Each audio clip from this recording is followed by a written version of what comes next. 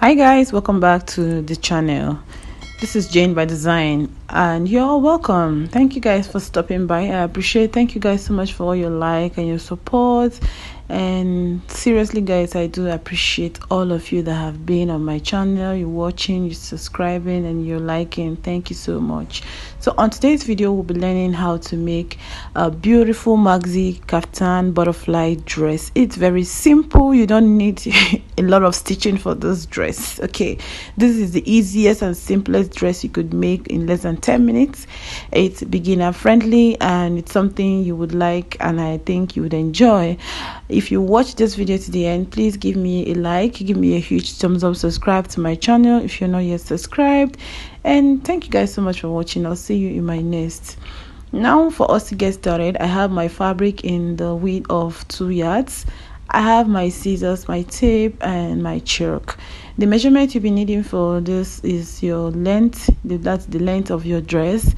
You need your bust, your hip, your waist, and the shoulder measurements. Okay, so for this tutorial, I'll be using 2 yards. You can go ahead and use 3 yards depending on how long you want the sleeve to be, because the sleeve would be cut together with the main dress, so we're not going to be attaching a separate sleeve. It's more like a cut together sleeve. All right, so now for this pattern, you don't need to draw on your paper. You don't need to construct the pattern on a paper. You can just go ahead and cut it on your fabric, draw your lines on your fabric, and that is it. Now this is also from a basic bodice pattern. The lines that I'm going to be placing, the measurement I'll be placing on this fabric is called from our basic bodice pattern. Okay, if you've not seen a video on how I drafted the basic bodice pattern, I'll be leaving the link in the description box so that you can go check it out and see how it works. Okay, so now I'm just going to move forward and we're going to go ahead and start placing all of our measurements on the fabric. Now what I did, like I said previously, I have 2 yards of fabric, 1 yard to be for the front and the other 1 yard is for the back, and the length of my fabric is by 60. And for the front and the back, I went ahead to separate the front and the back, so I had 1 yard for the front and 1 for the back, and I folded it into 2. So I'm going to place all of my measurements on the front, on the right side of the fabric, because the stitches that we're going to be making is going to be on the right side of the fabric. So I'm going to be drawing out my pattern on the right side of the fabric. Now after folding it into 2, I'll go ahead and place my shoulder measurements. You can see that I have drawn a straight line on the border of my fabric, which is going to serve as a shoulder line. So on that point, I have gone ahead to place my shoulder measurement, which is 14 inches, and then the remaining will be for the sleeve. Now when you divide, when you fold your 1 yard into 2, a meter is 36. 36 folded into 2 would be 18 inches. So on fold, what I have as the width of this fabric is 18 inches. Now after placing the shoulder line, I came down by 3/4 of an inch for the shoulder slope, and from there I'm going to be placing the armhole line. Okay, so I'll just place my tape below that point where I marked my shoulder slope, and then I'm going to just go ahead and mark my shoulder slope, my armhole line, sorry. So I'll do that all across the fabric just so that we have an even distribution. Now after we've gotten the shoulder, the chest line, sorry, I'll place my tape at the shoulder line, and then I'm going to be marking my waistline, my hip line, and the length of the dress. So that's what I will go ahead and do now.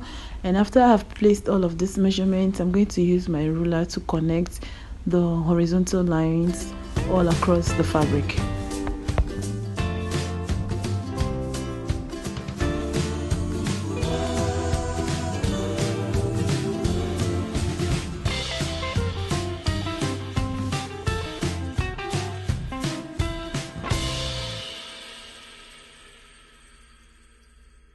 So we are going to start placing our measurements on the fabric.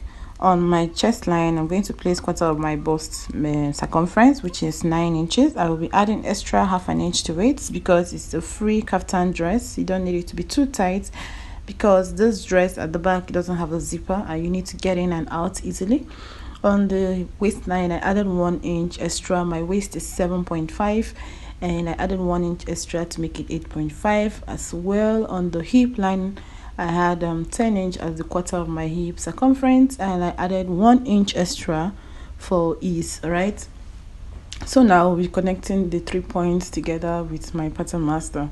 So after we've connected these points, now we're going to move up to the shoulder line. Now on the shoulder line, we are going to go ahead and create the neckline for the shoulder. Now note that we don't, like I just said, now we're not going to be placing a zipper. This dress doesn't have a zipper on it, so you need the neckline for the front and the back is going to be the same. All right, so the neckline for the front and the back is going to be the same. So for the neck depth, I'll be working with 3.5 inch, and also for the neck width, I'll be working with 3.5 inch. So I'll be working with 3.3 by 3.5 inch by 3.5 inch. All right, so after that, I'll just go ahead and use the pattern master to connect the kind of neckline that I want. You can do a U, V neck, whatever kind of shape you want your neck to have. Okay, so after I've gotten the neckline, now I'm going to go ahead and slant my shoulder slope down to meet the end of the dress. So I'm going to place my pattern master from the neckline down to the 3/4 of an inch that I took below the shoulder line and down to the end of the fabric. So this will serve as a slope for the shoulder and also for the sleeve. So I'll just go ahead and connect it down like so.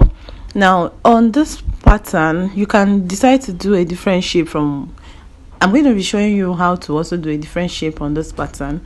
So from that point where I slanted, you can do a sleeve opening of 8 inches. Okay, if you just want to stitch from that point down to your chest line. Okay, I'm just going to draw a line just in case if I want to stitch, if I'm going to run my stitch from that point to connect to my chest line.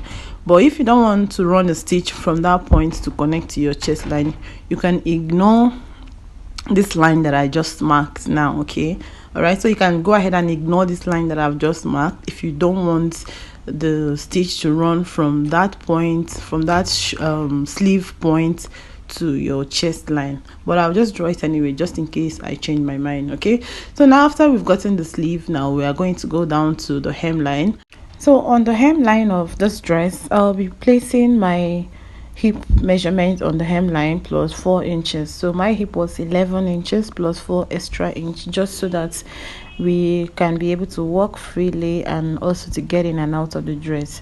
So now I've connected that, and at the bottom of the dress, that's at the hemline as well, I went ahead to add extra 1.5 inch for sewing allowance. That's for folding the bottom of the dress.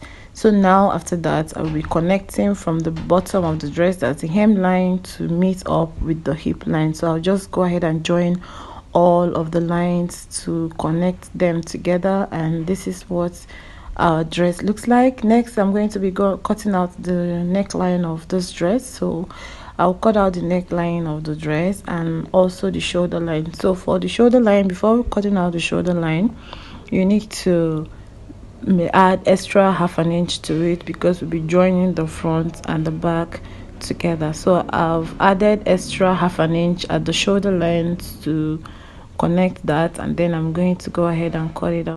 So now after taking the shoulder line, I'm going to go ahead and open it, and this is what the dress would look like. And we are stitching exactly on the markings that we made on the fabric.